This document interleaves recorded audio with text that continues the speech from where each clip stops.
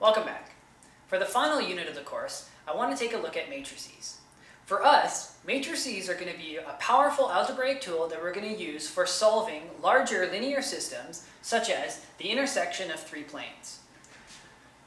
Before we get started though, let's talk for a minute of how we would take this linear system and convert it to a matrix. This might look intimidating at first, but actually it's quite straightforward. First of all, I arranged the scalar form equations of these planes, aligning the x, y, and z components and keeping the constants on the right-hand side. Next, we're going to take the coefficients of x, y, and z, noting that I've included y, even though it has a coefficient of 0 in this equation, and we're going to write them in the rows and columns as we see here. So for instance, all my coefficients for x are 3, 1, and 6, and this becomes my first column of the matrix, 3, 1, 6. I do the same thing here for my y coefficients, and I have -2, -3, 0. That becomes my second column, -2, -3, 0. We'll repeat this process for z. Finally, we'll take the constants on the right-hand side of the equation, and we're going to write them to the right of this divider. This is what we'll call an augmented matrix. An augmented matrix will include a system where we have an equal sign, whereas a non-augmented matrix will not. Before we get into how we'll use this to solve this kind of system, let's take a look at some other matrix operations that we could come across. Matrix addition and subtraction, like vectors, is actually rather straightforward. If you want to add the matrix A to the matrix B, in this case we're working with these two matrices, A being 1, -2, -1, 2, and B being 1, 0, 1, -1. To add these two, we're going to take the 1, 1 entry of A and add it to the 1, 1 entry of B. Well, what do I mean by the 1, 1 entry? I mean the first row and the first column in A, we're going to look at that element and add it to the element in the first row, first column of matrix B. So in this case, we'll get 1 + 1 = 2. We'll do this for all four elements in this case. So for instance, -2 + 0 is -2, -1 + 1 is 0, 2 + -1 is 1. It's important that when adding and subtracting matrices, the dimension of the matrices are correct. For adding and subtracting, we need the exact same number of rows and columns in both matrices. Let's take a look at matrix multiplication. Unlike addition, we don't need necessarily the exact same size matrices for each. We just need the same number of columns in B as we have rows in A. So for instance, what we're going to do here is we're going to take the first row of A and we're going to do the dot product with the first column in B, and the solution to that will give us the first element, the 1, 1 element in our solution matrix. So for example, we'll do 1 times -1, -2 times 1. This will give us our first element. Next, we'll do the same thing here. The second row in A and the first column in B. So in this case, we'll get -1 times 1, 2 times 1, and add them together for this element. We'll do the same thing for the following two elements. Once we simplify, this will yield our solution. One final note is there's a special kind of matrix that may or may not appear in your homework. We'll call this the identity matrix. What's special about this is if you multiply any matrix by the identity matrix, it will produce the same matrix that you started with. In the same way that if you take 2 and multiply it by 1, you get 2 back. This performs the same role for matrices. Let's take a look at that original problem that we started with. How can we use these new matrix techniques in order to solve a system like three planes and finding its intersection? Well, let's take a look. So again, we're starting with three distinct planes, and we're going to write them in matrix form. So again, I'm going to take the coefficients of all the x's, and in this case, notice that we were missing an x variable in this one, so I've inserted a 0 as a placeholder. This will be a common mistake in your homework.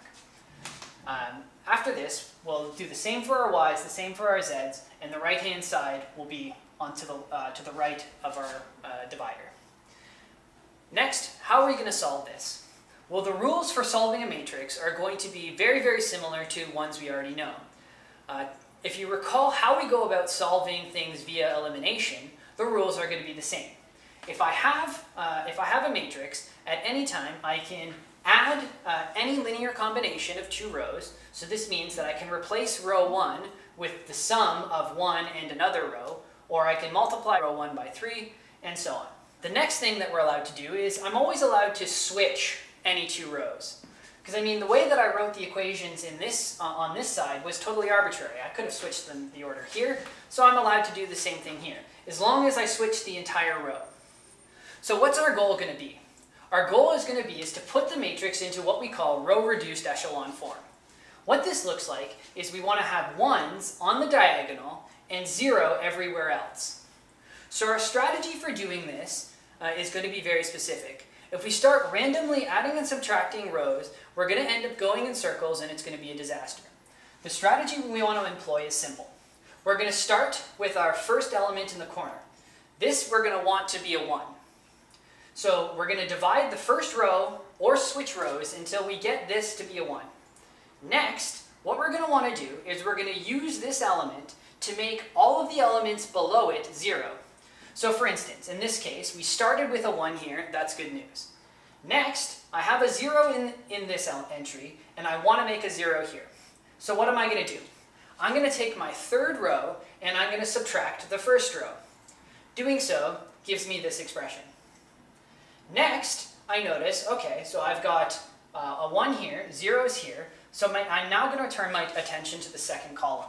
I now want to have a 1 here and 0's above and below, because again, I'm trying to get 1's on the diagonal and 0's everywhere else. So using this 1 that I have, I'm going to eliminate the 1's from above and below. Notice it's important that I made this a 0 beforehand. What I'm going to do is I'm going to take row 1 and I'm going to subtract row 2. Notice that 1 minus 1 will give me 0. I'll do the same thing here for row 3. I'm going to take row 3 and I'm going to subtract row 1, or row 2. Again, this 1 minus 1 will give me 0. I do this for all elements in each equation. Noticing now, I have 1 in the top left corner, 0's below, I have a 1 in the middle, and 0's above. My next goal is I'm going to turn my attention to the bottom left-hand corner. I want this to be a 1, and fortunately it already is. If it wasn't, I could divide this equation through by whatever this value was. And now I'm going to use this 1 to make 0's above it. Notice again, it's important that these entries are both 0. Because if I'm adding and subtracting combinations of this row to the rows above it, I can't change the entries that I've already set because these are 0. If I was to multiply this equation by, say, 5, it wouldn't matter. These entries would stay 0, so when I add these rows together, these values won't change. So let's take a look. In order to finish this off, I'm going to take row 3, add it to row 1, and this will yield 1, 0, 0, and this will be my solution for x. I'll do the same thing here. I'll do 2 minus row 3, and now I have the form that I wanted.